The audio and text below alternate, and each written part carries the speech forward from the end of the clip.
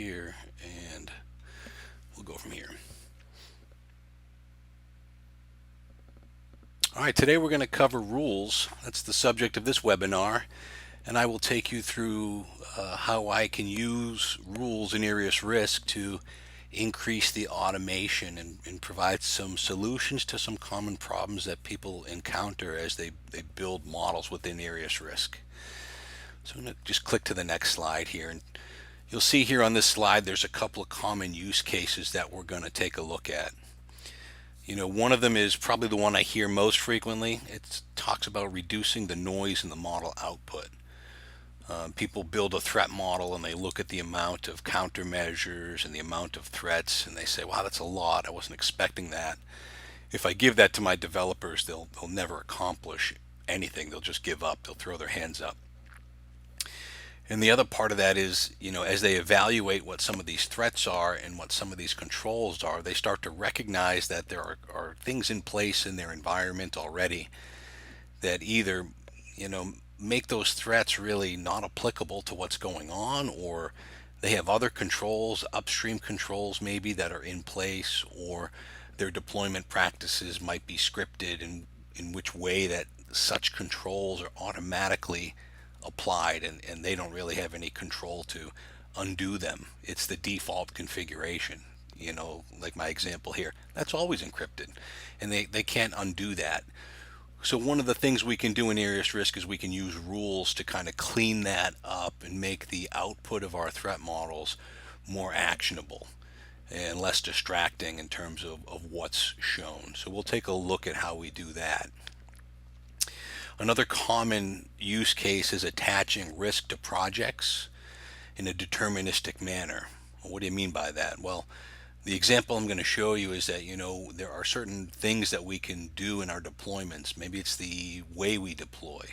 Our example is in hybrid cloud, though it could be cloud only or it could be on-premise only.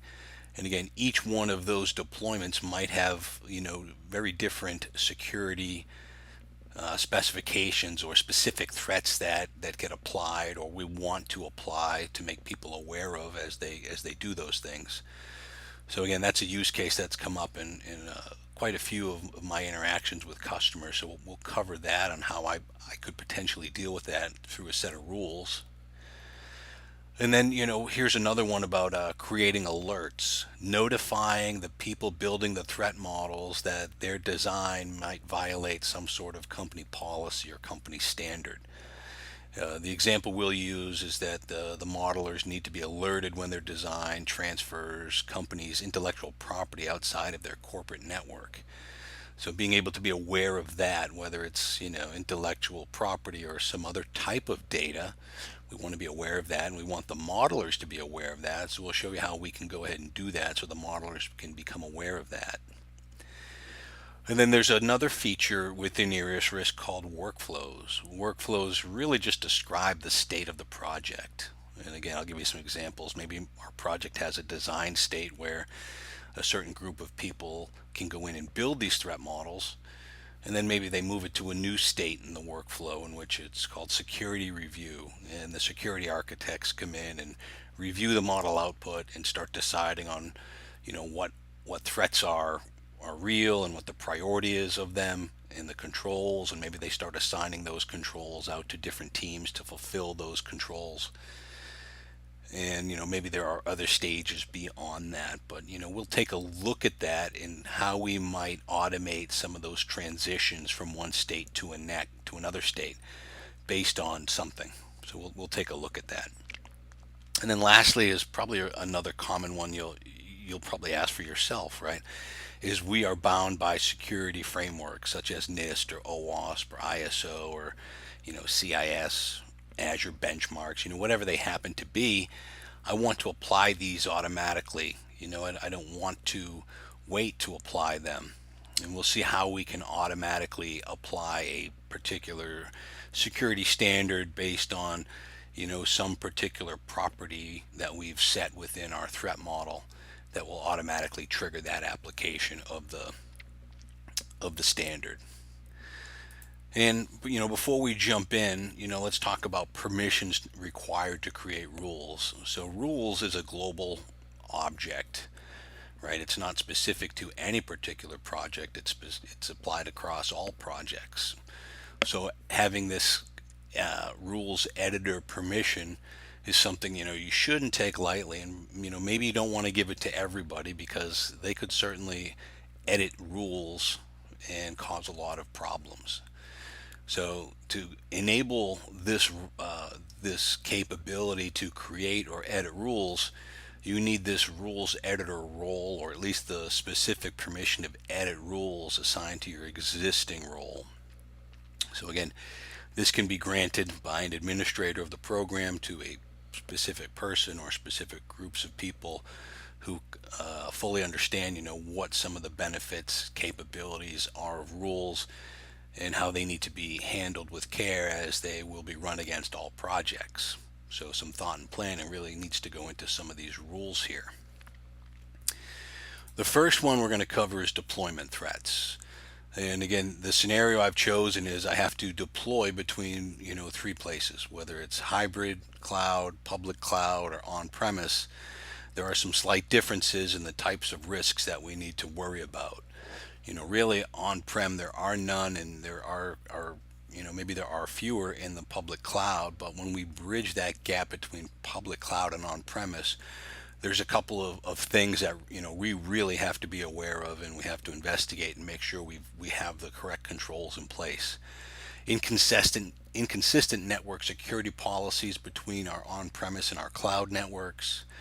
If we're segmenting our networks, any type of segmentation failures, and then unsecured communication channels could open us up to a whole set of threats that could be exploited and compromise our system. So when we choose a hybrid deployment, we want to make sure that these threats are surfaced for that type of project. Now, again, these might not be applicable to my on-premise or my cloud, but they are only applicable in my hybrid cloud. So making that distinction and being able to surface those threats when they're appropriate rather than clutter the interface with things that don't matter is important. So our solution here is we'll use a rule to include these specific risks and their appropriate controls into our models when the deployment type of hybrid is selected. So as we go through this, you're going to notice I'm using a couple of things. I'm using a custom field for my project. I'll create a rule based on that custom field, and I'll be pulling threats from a custom library. So again, I've cataloged these threats and their controls in a custom library. So I will pull these threats into my project as we get going. So we're ready to get going on our first task of creating these deployment threats. So I will start with a new project. And again, I'm going to fill in a couple of fields here. I'm going to fill in this field. I'll call this the rules webinar. And again, you'll see as I fill out the name, the reference ID is automatically populated. That's nice. Thank you. And again, I will put in a tag for rules and a description. This is a project for the rules webinar. Now you'll notice some other fields here. These are not out of the box, and I'm not going to set them just yet. But these are fields we refer to as custom fields. And I've created these fields. So one of the great things about IriusRisk is that it's extensible, right? I can start to add specific data to my project through using these fields. By using these fields in my project, I can trigger certain actions to happen in my project by using these particular fields. So what I'm going to do is I'm going to actually select that deployment type right now. I'm going to build a hybrid project. So I will select hybrid, and I will click create. And again, if you remember what we were just talking about, I was talking about using a rule to include these specific tasks or these specific controls and threats based on selecting a deployment type, which I just did as hybrid. I'm just going to close this architecture questionnaire. So again, I did come in here, and again, I did select hybrid. And again, if we come over to the threats and countermeasures, there are no threats and there are no controls. It's because we haven't created the rule yet. So let's go ahead and start creating rules here. So my account has the appropriate permissions to create rules, and I'm going to call this my hybrid deployment.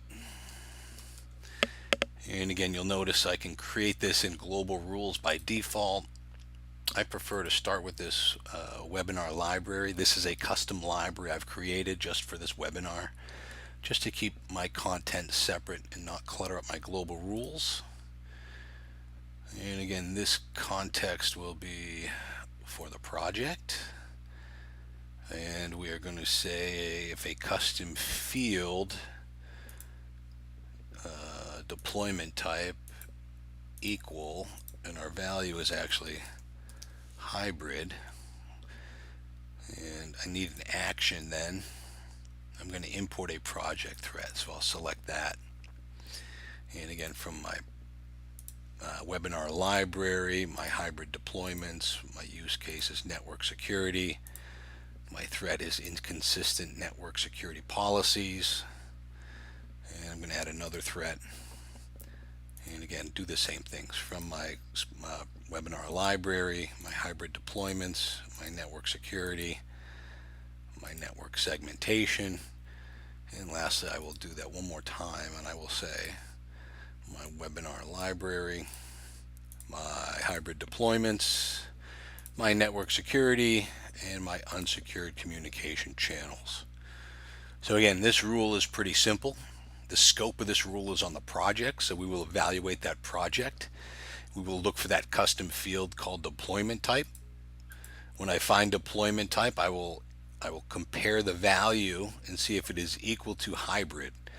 If it is, these are the actions I will take. I will add a threat for inconsistent network security policies, for network segmentation failure, and for unsecured communication channels. So yeah, I think this looks good. Got my name, got my condition set, got my library. I will click create,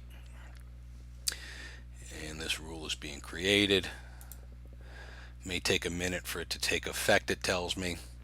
So now you would think that if I go back to my project, that I should now see those three particular threats, and they are not here yet.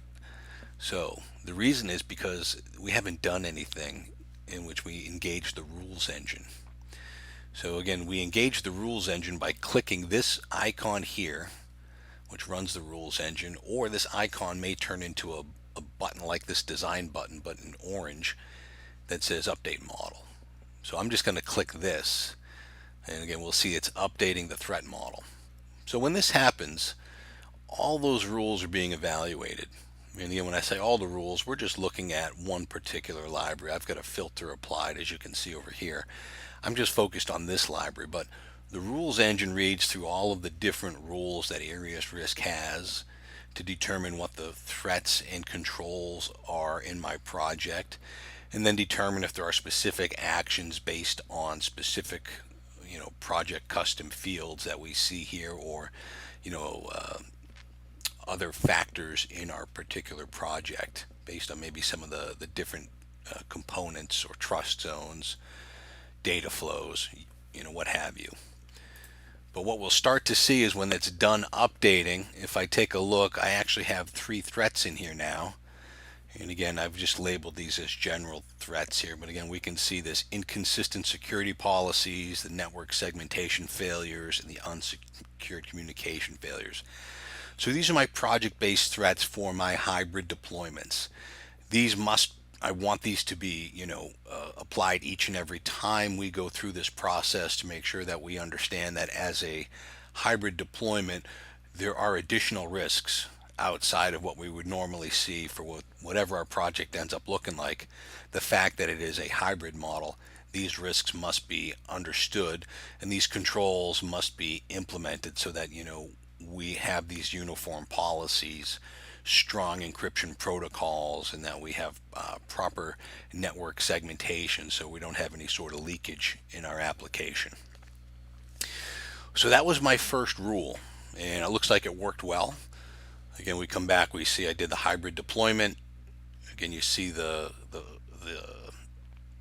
conditions and the actions, and they all fired correctly. So our rule worked out well. and it did exactly what we wanted to. So if we come back here, we're going to go down to the reducing noise statement. All right, so now we're going to look at some threats and countermeasures that are either not applicable or implemented by default. So that's something we want to take a look at. And again, we will jump into that now. And again, what I'll start with is I'll start showing you what I consider some of that noise. So actually I want to stay in my project and come to diagram because I haven't built the diagram yet. We're going to build a diagram now. And boom, this is the diagram that I'm going to use. I pulled it right from my scratch pad. And again, I've got this object here, a mobile UI within my corporate data center that's touching a web form in a public cloud deployment. And again, that web form writes data to a NoSQL database. So again, I've just made a change to my threat model, so I need to update it. And again, now IriusRisk will evaluate what's on the diagram and the trust zones and start generating a list of threats for me. So we'll start to see some information come through here. Again, it's listing a total of 14 threats and 20 countermeasures here. You know, you were looking at this diagram and we're going, boy, that's a lot of threats or a lot of countermeasures here for this very simple application. So let's go take a look and see what we have here. So as we dig in here, you know, I'm going to take a look at the web form. It has 4 threats. Again, you'll see their stride classifications of those particular threats. That NoSQL database, it has 4 threats, and again, we'll see their classifications in here. And then that mobile UI has 3 threats. And those 3 general threats from our hybrid deployment remain there. We're not going to look at those right now. But again, as we look at this web form, you know, maybe we're looking through this and deciding that, you know, some of these, you know, threats, they're not really threats. You know, maybe if we look at, you know, this denial of service one, attackers flood the form with requests or exploit a vulnerable data processing functionality. Let's assume that we have something in place, and for the sake of this demo, we're going to say, well, that's not applicable here. You know, what we can always do is we can always mark this as not applicable. That's a one-time thing that's going to happen for this project. But what if, you know, we use web forms in all of our projects, and every time we use the web form we get this risk? Now everybody's got to come in and look at this risk, and not only got to look at the risk, but they also have to look at, you know, the fact that there are 2 specific countermeasures. So now I've got some clutter in those countermeasures. I've got some clutter over here in the number of threats. Isn't there a way I can reduce this noise and say, you know what, I just don't show me this particular threat anymore. I don't think it's there, and I don't need its corresponding controls either because, like I said, it's not really a threat. So yeah, we can certainly do that. And you know, if I keep digging through here, you know, maybe we're looking at, you know what, I'm just going to click here because we're going to look for some countermeasures here. Maybe some of these, maybe validate and sanitize web forms input and implement secure handling of the form and user data. Maybe these are already implemented. You know, maybe the code that we're using has these 2 things already implemented. So again, when we're talking about repeatable deployments, I don't want to see this over and over and over again when it's already fulfilled in some other way. Those countermeasures are implemented by default. So what I want to do is I want to change this. I want to mark these as not recommended, but as implemented by default. And likewise, I want to get rid of this particular risk, and I want to get rid of its 2 countermeasures as well at the same time. I want this risk marked as not applicable. So again, back to my rules. If I come into my rules and I say, you know, I'm going to create a rule. I'm going to call this noise reduction. My noise reduction rule will go into my webinar library. And again, this is going to be based on the component. And again, you'll see I have a lot of different conditions for this component. But again, one of the things I'm going to say is this component is web form. So we'll pick web form. Now again, I might only want to apply this if maybe this is deployed in a public cloud as an example. So again, it's in a public cloud trust zone. So maybe I want to add that filter in here and say, you know, is it in trust zone? Is in trust zone. Component is in trust zone. And again, we scroll down and we pick public cloud. So again, now I have two conditions. The component is the web form, the component is in the trust zone. Now it's time to start looking at those actions. So first and foremost, I want to mark that threat as not applicable. Now, I know this happens to be a functional component, so therefore in the functional components I will find that threat. Now again, it's a big list to scroll through, so I'm just going to type out my threat. And the threat, if you don't remember, was attackers flood attackers flood the form with requests or exploit a vulnerable. That's the one. And why is this not applicable? And I'm just going to say we have robust security practices. So again, there's some letters here. We have robust security practices. So that's my first action. I'm going to go ahead and put that in there. And I'm going to spell security right. There we go. The next thing I wanted to do was mark a couple of countermeasures as being implemented. So again, I'm going to hit that twice. It'll give me two options here for those countermeasures.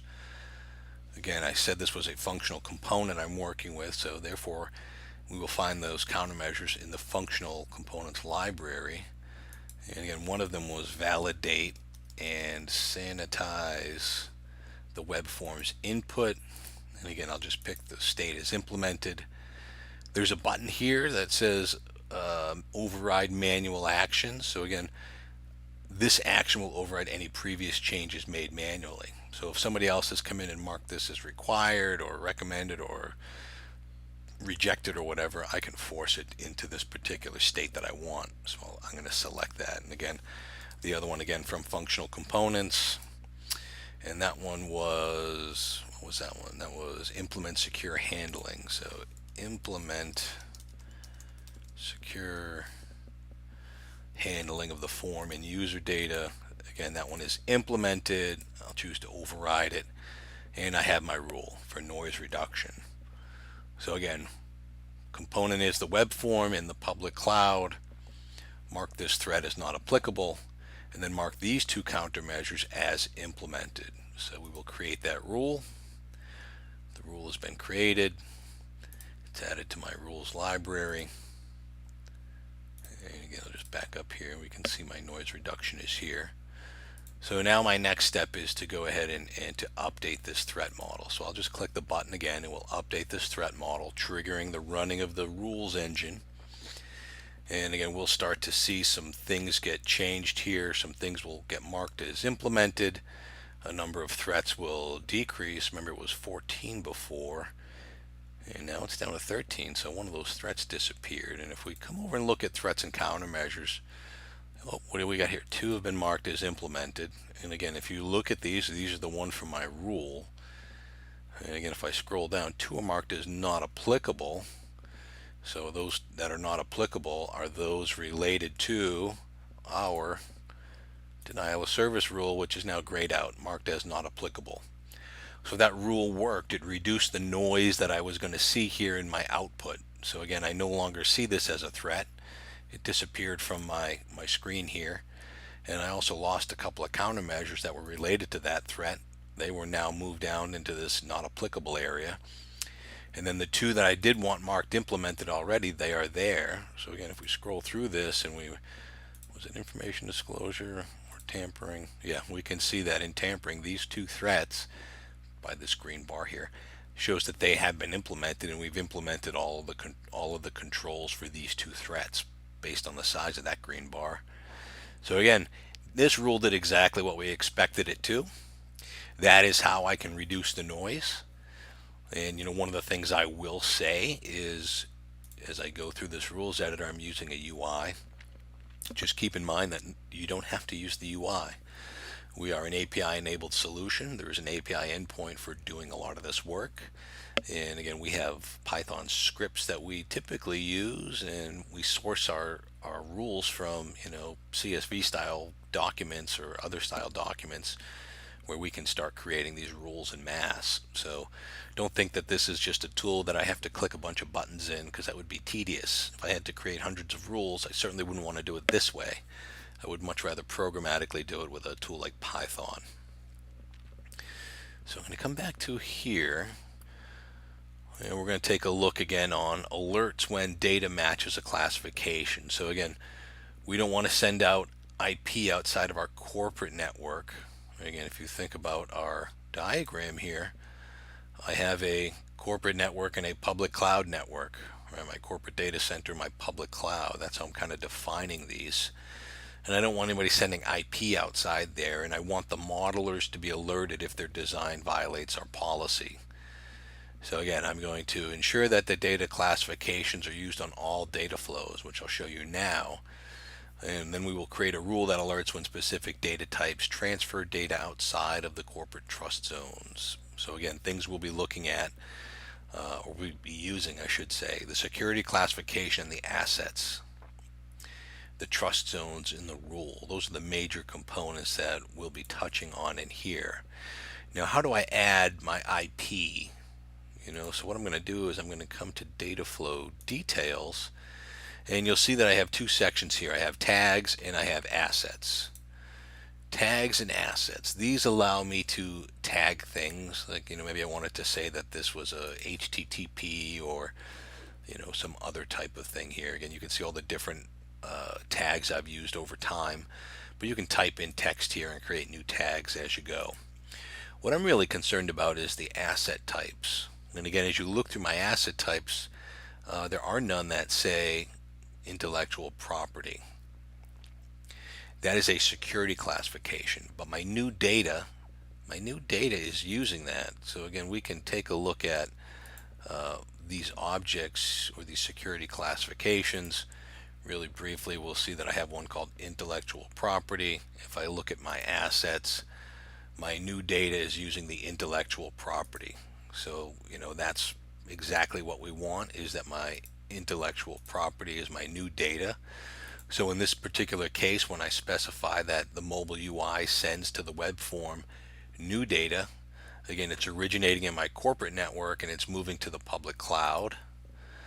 And again, if it arrives on the web form, it probably goes into the database too. At least that's how I've designed the application, to store things that get sent to it. So we'll mark that as well.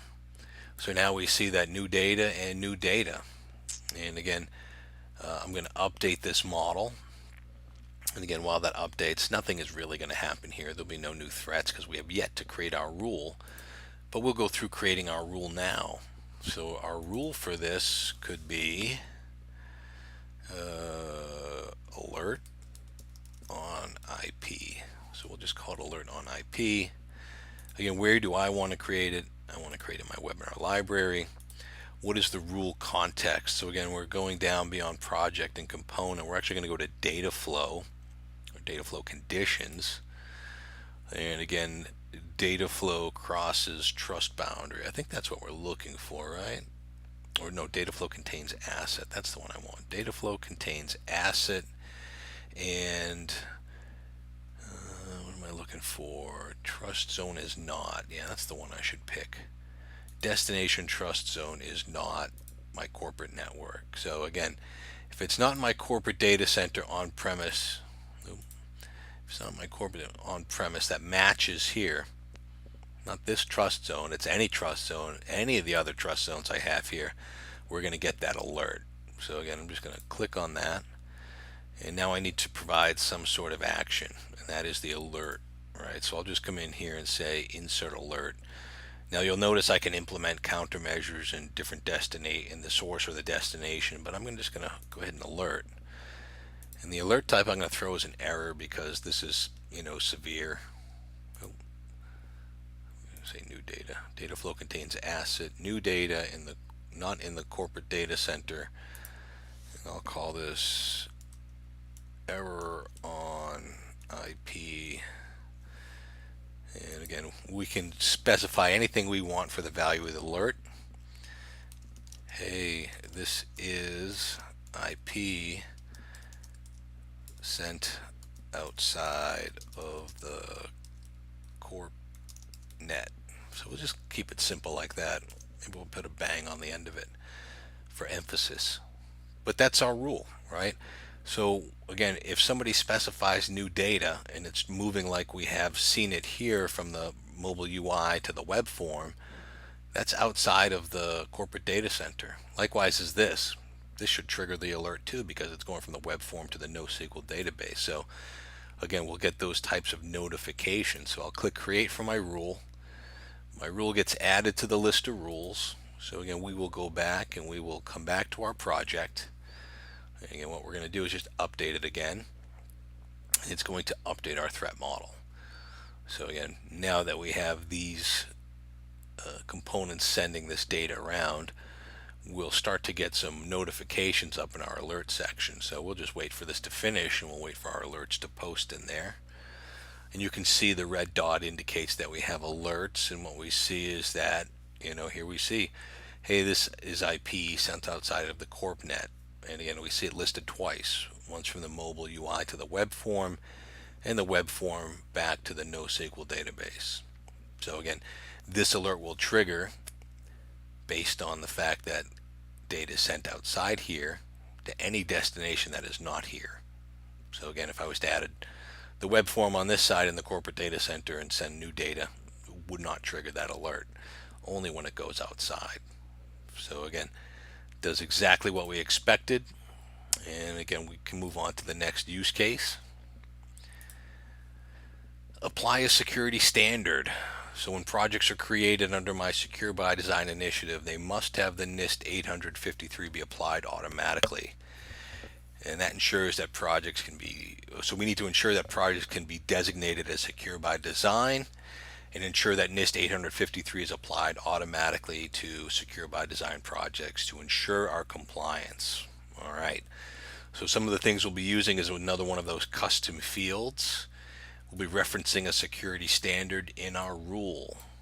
So again, let's start over here. Some things I want to point out here. So again, we have a rule that is implementing 2 of our countermeasures. The rest of those are still over here in this section of recommended.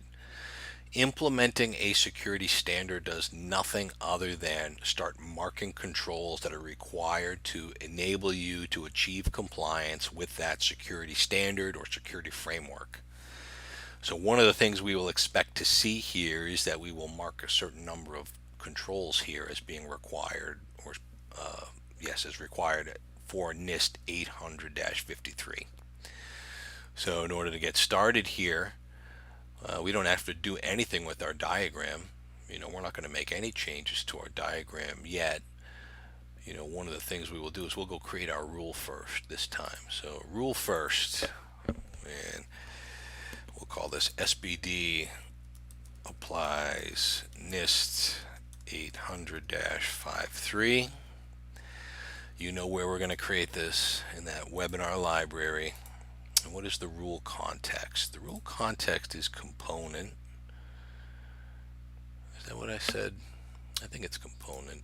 It's oh no, it's custom field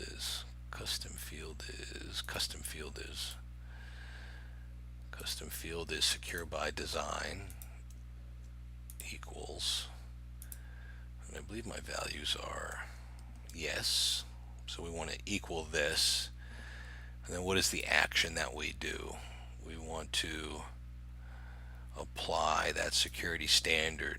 So again, now I can pick from the list. And again, I could apply multiple ones here, by adding this action in multiple times here. But I'm just going to scroll down to NIST 800-53. Again, I want to override any of those manual actions, or maybe I don't this time. We'll leave that blank. Now, that is what we want to do. So we will have our Secure by Design applies NIST 800-53.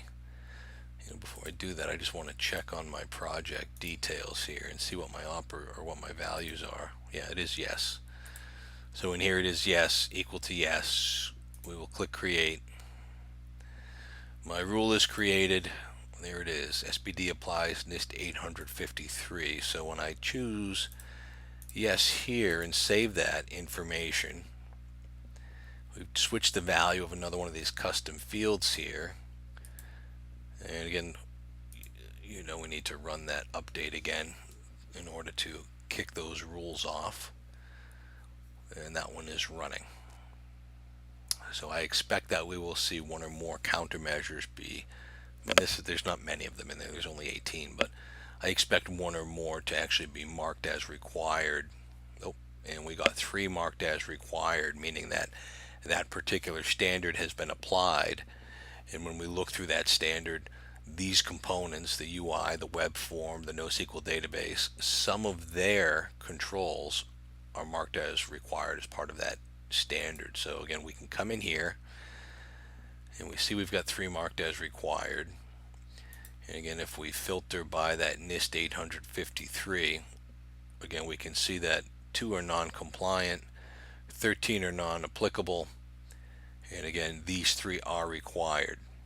Which ones are non-compliant? Well, it's the web form, which is okay. That's why I didn't want to force them. I wanted to leave them out of this altogether. But again, we now know that in terms of achieving NIST 853, these 3 required, we'll have to figure out something to do with those non-compliant, but that rule did exactly what I expected. It identified the controls required for NIST 853. It moved some of them from recommended. Again, there was 16 recommended. They're now in the not applicable in this view, and they moved them to the required section. So again, we can close that off here, and again, we'll see that I have these 3 required here. So I was able to apply that particular standard automatically based on a property of my model. So again, remember what we did is, again, we leveraged that custom field for the project again. We used that equals to the value of yes and applied that standard. So again, like I said, we could have that action be applying multiple standards here. Maybe your organization really loves being using OWASP as an example. We love OWASP too. So you can see we have lots of different OWASP frameworks in here. Maybe it's this top 10 you want to be applicable to. So again, you can certainly run this and any other ones, save changes, any of these other controls that are applicable in OWASP. There it goes, it's updated. Any of these other controls that are part of that OWASP top 10, they would be marked the next time I run this particular rule. All right, so we've accomplished this, and our next and final one is the workflow automation. So, let's talk about the workflow just for a second here. This is my workflow. I have a few states here. Again, these are all states that I've created to map to the processes that we have here when we work with a threat model. They're not in order at this point, and they might not make any sense, but again, that's all just to illustrate that I can have different stages of the workflow: the design, the security review, the compliance review, a move to production, this test, this architecture questionnaire completed. So again, now what we want to do is we want to use a rule to advance the workflow to the next state or to a specific state. So again, I'm in the design state now, and I want to move it to either the next state, which would be security review, or maybe based on what we're going to do, maybe I just want to move it to a state that says the architecture questionnaire has been completed, because that's something we haven't done yet. So let's create that rule. I'm just going to call it ArchQ completed. And again, that'll go back into that webinar library. My context will be on workflow this time. And again, I'm just going to pick one of these. Architecture questionnaire is completed. And what is that action I want to use? I want to go to state. And what is that state? I'm going to move it to architecture questionnaire completed. But there's more actions I might want to do. I might want to assign this project to somebody else. Maybe Ashish gets added to this project. Maybe my security team gets assigned this particular project, and maybe I'm going to go ahead and notify. I'm going to notify me because I'm the only one with a real email address here, and I'll just say, threat model has changed workflow state, and I'll put in Arch queue completed, and then a message. Your threat model